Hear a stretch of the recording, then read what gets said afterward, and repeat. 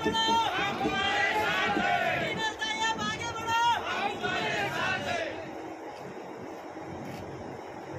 देगलूर विधानसभा आणि नायगाव विधानसभेच्या कार्यकर्ता संवाद बैठकीचे अध्यक्ष आदरणीय माजी खासदार खतगावकर साहेब, व्यासपीठावर उपस्थित असलेले नांदेड जिल्ह्याचे जिल्हा परिषदेचे माजी अध्यक्ष ज्येष्ठ नेते श्रीराम पाटील राजूरकर, माधवरावजी पाटील सुगावकर, आदरणीय बाळासाहेब काका, मसूदजी देसाई आळंदीकर, सरजीत सिंगजी गिल, ज्येष्ठ पत्रकार संजीवजी कुलकर्णी, बीपी नरोड साहेब, प्रताप पाटील जिगळेकर, शिवकुमार पाटील येसगीकर, उपस्थित असलेले दीपक पावडे, एन डी पवार, मंगलजी देसाई, मोहित पाटील, आमचे सर्व सहकारी दत्ताहरी पाटील, सुरेश पाटील, बाळासाहेब मुदखेडे, भीमरावजी जेठे, जयरामजी पाटील, बाबारावजी भाले, राजूजी गंदीगुडे, आनंदरावजी बिराजदार, गोविंदरावजी सोनटक्के, साईनाथ निवळे, मारुतराव पटाई, जीवन चव्हाण, डॉक्टर रत्नाळीकर, भावना दासेटवार, साईनाथ निवळे, नंदू पाटील रातोळीकर, नायगाव, धर्माबाग, उमरी, बिलोली आणि देगलूरमधून आलेले माझे सर्व ज्येष्ठ आणि कनिष्ठ सहकारी, सन्माननीय सरपंच, चेअरमन, ग्रामपंचायतीचे सदस्य, पोलीस पाटील, सेवा सहकारी सोसायटीचे चेअरमन, आमंत्रित सर्व कार्यकर्ता बांधव, उपस्थित असलेले आमचे सर्व पत्रकार बांधव,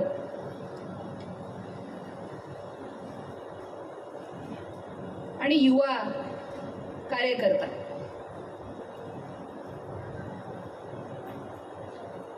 अतिशय कमी वेळामध्ये आयोजित या बैठकीला आपण सर्व तत्परतेने उपस्थित झालात त्याबद्दल सर्वप्रथम आपल्या सर्वांचे हार्दिक स्वागत करते आणि आपल्या सर्वांचे धन्यवाद व्यक्त करते। माझ्यापूर्वी अनेक सहकाऱ्यांनी, कार्यकर्त्यांनी इथे भावना व्यक्त केल्या आणि आपल्या सर्वांच्या भावना ऐकत असताना निश्चितपणे खूप भारावून गेल्यासारखं आणि खूप भावनिक असं वातावरण इथे तयार झालेलं आहे आणि मलाही साहजिकपणे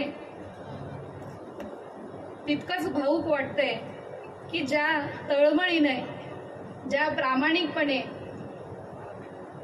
एक कार्यकर्ता म्हणून सर्वसामान्य जनतेमध्ये मी काम करते त्याची जाणीव माझ्या सहकारी कार्यकर्त्यांच्या मनामध्ये आहे हे बघून निश्चितपणे मनामध्ये ती भावुकता निर्माण होते। अनेकांनी इथे व्यक्त केल्याप्रमाणे आपल्यापैकी अनेकांना कल्पना आहे की राजकारणामध्ये एका योगायोगाने माझा प्रवेश झाला। जिल्हा परिषदेच्या निवडणुकीच्या माध्यमातून या रामतीर्थ जिल्हा परिषद सर्कल मधील सर्व कार्यकर्त्यांनी मला बळ दिलं, जनतेने मला आशीर्वाद दिला आणि त्या आशीर्वादाच्या बळावर जिल्हा परिषदेमध्ये आदरणीय दादांच्या मार्गदर्शनाखाली चांगलं काम मला करता आलं। राजकारणामध्ये प्रवेश करत असताना दोन व्यक्तींची प्रेरणा माझ्या बरोबर होती. या नांदेड जिल्ह्याचे भूषण, मराठवाड्याचे भगीरथ स्वर्गीय डॉक्टर शंकररावजी चव्हाण साहेबांची प्रेरणा आणि माझे आजोबा कर्नाटक राज्यातील ज्येष्ठ नेते माजी आमदार कैलासवासी बापूसाहेबजी पाटील एकंबेकर यांची प्रेरणा माझ्या बरोबर होती. माझ्या माहेरच्या आणि माझ्या सासरच्या दोन्ही कुटुंबामध्ये राजकीय वातावरण जरी असलं तरी मी स्वतः राजकारणापासून अलिप्त होते. वैद्यकीय शिक्षण माझं पूर्ण झालेलं होतं. आदरणीय दादांच्या नेतृत्वामध्ये जेव्हा प्रत्यक्ष मी राजकारणामध्ये काम करायला सुरुवात केली तेव्हा आदरणीय दादांचं या जिल्ह्यामध्ये कार्य काय आहे आणि ते कार्य सामान्य जनतेच्या मनामध्ये किती खोलवर रुजलेलं आहे याची प्रत्यक्ष जाणीव मला झाली. आणि पुढे त्यांनी घालून दिलेला तो आदर्श, स्वर्गीय शंकररावजी चव्हाण साहेबांची प्रेरणा या माध्यमातून कायमस्वरूपी आपण या नांदेड जिल्ह्याच्या या संपूर्ण भागाच्या विकासासाठी, सामान्य जनतेसाठी तत्परतेने आजन्म सेवा करत राहायची हा निश्चय मी मनामध्ये केला. आणि माझ्या सर्व सहकार्यांनी तसं वातावरण माझ्यासाठी तयार केलं. सगळ्यांबरोबर काम करत असताना कामाचा आनंद येत गेला. आणि 2019 मध्ये जसं इथे सांगितलं गेलं की भारतीय जनता पक्षाची उमेदवारी आपण मागितली. नायगाव, धर्माबाद, उमरीच्या प्रत्येक गावामध्ये, कानाकोपऱ्यामध्ये आपण तुमच्या सगळ्यांबरोबर प्रचार केला. देगलूर, बिलोली भागामध्ये प्रत्येक गावागावामध्ये प्रचार केला. परंतु पक्षाचा जेव्हा आदेश आला तेव्हा आपण तो आदेशही स्वीकारला आणि पक्षाच्या पाठीमागे राहून विद्यमान आमदारांच्या मागे आपण आपली ताकदही उभा केली आणि भारतीय जनता पक्षाला 2019 मध्ये यश सुद्धा तुमच्या ताकदीवर आपण मिळवून दिलं. हे मुद्दाम इथे सांगितलं पाहिजे. 2024च्या लोकसभेसाठी गेल्या 3 वर्षांपासून आदरणीय नेते अशोकरावजी चव्हाण साहेब यांच्या मार्गदर्शनाखाली, यांच्या आदेशाने आपण सबंध जिल्हा काँग्रेसच्या माध्यमातून कार्य केलं आणि त्यामध्येही कार्यकर्त्यांनी खूप प्रचंड साथ मला दिली. प्रत्येक तालुक्यामध्ये आपण पोहोचलो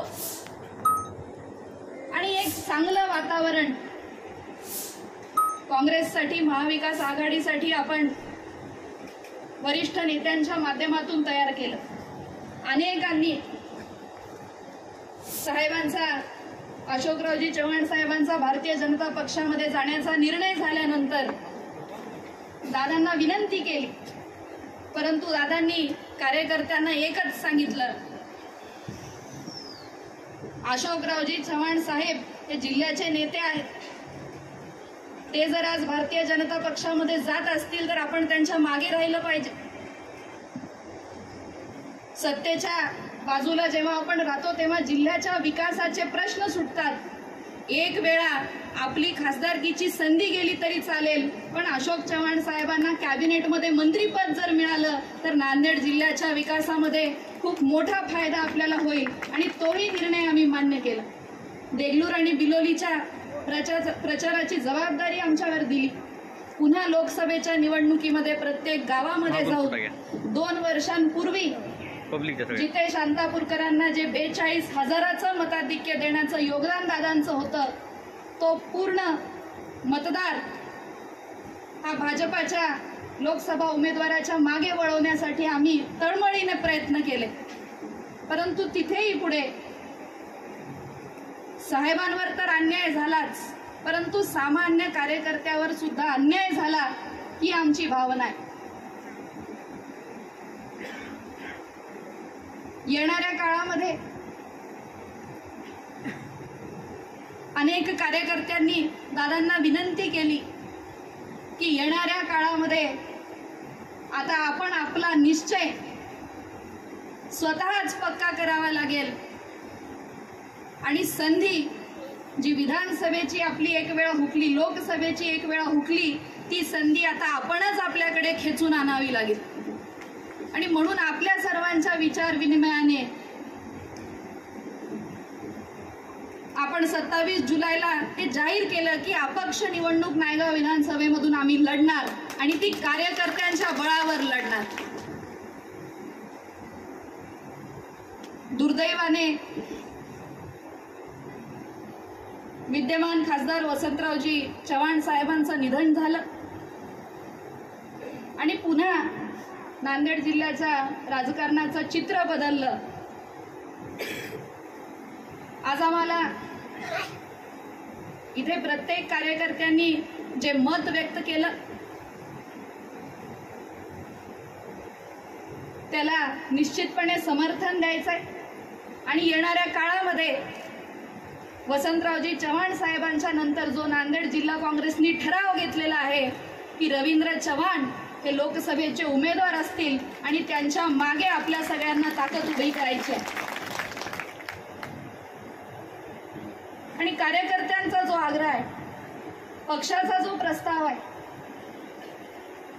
त्या प्रस्तावाला दुजोरा देत नायगाव विधानसभेमध्ये आपण तुमच्या सगळ्यांच्या जोरावर निवडणूक लढवणार आणि जिंकणार हा संकल्प सुद्धा आपल्याला करायचा. जिल्ह्याच्या विकासामध्ये, नायगाव विधानसभेच्या विकासामध्ये जो गेल्या 5 वर्षांमध्ये खंड पडलेला आहे तो अनुशेष भरून काढण्यासाठी तुम्हाला आम्हाला मेहनत करावी लागेल.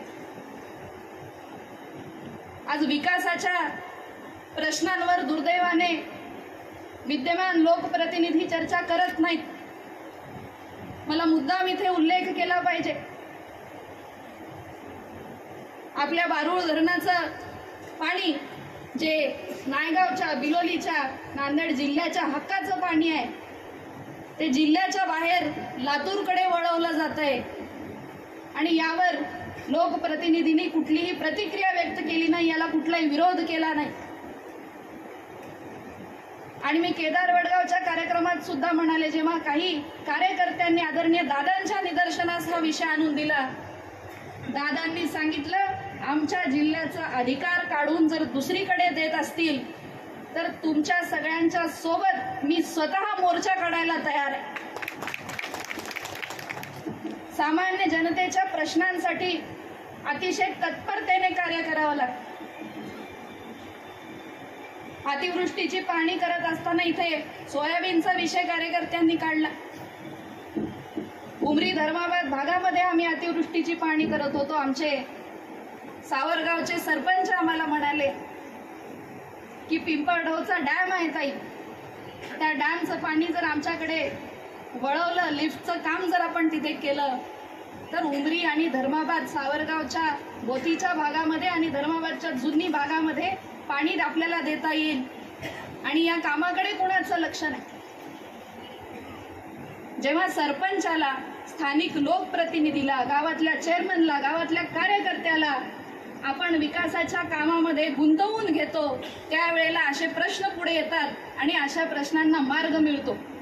कार्यकर्त्यांना बाजूला ठेवून, सरपंचांचा अपमान करून कधीही विकास साध्य होत नाही हे आपल्याला दाखवून द्यावं लागेल. आणि अनेक सरपंचांनी, अनेक कार्यकर्त्यांनी जी भावना इथे व्यक्त केली, आदरणीय दादांसमोर गेल्या 1.5 महिन्यांपासून कार्यकर्त्यांनी भावना व्यक्त केली. दादांनी एकच सांगितलं, 40 वर्षांपासून दादा आदरणीय शंकररावजी चव्हाण साहेबांच्या माध्यमातून त्यांच्या मुशीत तयार होऊन राजकारण करतात. आज 3 पिढ्या कार्यकर्त्यांच्या दादांनी सांभाळलेल्या आहेत आणि त्यांचा तो आदर्श आम्हाला पुढे चालवायचा आहे। काम करत असताना छोट्यातल्या छोट्या कार्यकर्त्यावर कधी अन्याय दादांनी होऊ दिला नाही आणि उमरी धर्माबाद नायगाव मधल्या ज्या सरपंचांबरोबर ग्रामपंचायत सदस्यांबरोबर दादांची चर्चा होत होती, दादांनी एकच सांगितलं, येणाऱ्या काळात नायगाव विधानसभेचं चित्र बदलेल आणि कुठल्याही सरपंचाच्या 5 पैशालाही हात लागणार नाही असा आमदार आम्ही तुम्हाला नायगाव विधानसभेमध्ये देऊ। सामान्य कार्यकर्ता आपल्या गावामध्ये काम करून त्यांनी मान कमावलेला असतो, तो कार्यकर्त्यांचा मान राखणं हे लोकप्रतिनिधीचं कर्तव्य आहे। बोलण्यासारखे विषय अनेक आहेत। येणाऱ्या काळामध्ये आपल्या सगळ्यांबरोबर आपल्या सगळ्यांच्या साथीच्या जोरावर देगलूर बिलोली विधानसभा असेल की नायगाव विधानसभा असेल, आपल्या सगळ्यांचा आदेश या संवादातून आज झालेला आहे आणि महाविकास आघाडीचे उमेदवार हे देगलूर विधानसभा आणि नायगाव विधानसभेमध्ये निवडून येणार। यामध्ये आता कुठलंही दुमत कुणाच्या मनामध्ये राहिलेलं नाही। जोमाने आपल्याला काम करावं लागेल। निवडणूक म्हणल्यावर अटीतटीची निवडणूक असते, अटीतटीची लढाई असते आणि कशाही प्रकारच्या लढाईला सामोरं जाण्याचं बळ हे तुमच्याकडून आम्हाला मिळालेलं आहे आणि निश्चितपणे या निवडणुकीला आपण अत्यंत जोमाने सामोरं जाऊ आणि या नांदेड जिल्ह्यामध्ये आपल्या नायगाव विधानसभेमध्ये पुन्हा एकदा सामान्य माणसाच्या प्रश्नाची जाण असणाऱ्या लोकप्रतिनिधीसाठी आपण सगळे तळमळीनं काम कराल अशी अपेक्षा व्यक्त करते। आपलं सहकार्य कायम माझ्याबरोबर राहील अशी अपेक्षा व्यक्त करते। मोठ्या संख्येने आपण सगळे आजच्या या कार्यक्रमाला उपस्थित झालात त्याबद्दल पुन्हा एकदा मनापासून आपल्या सगळ्यांचे स्वागत करते, धन्यवाद व्यक्त करते आणि थांबते। जय हिंद।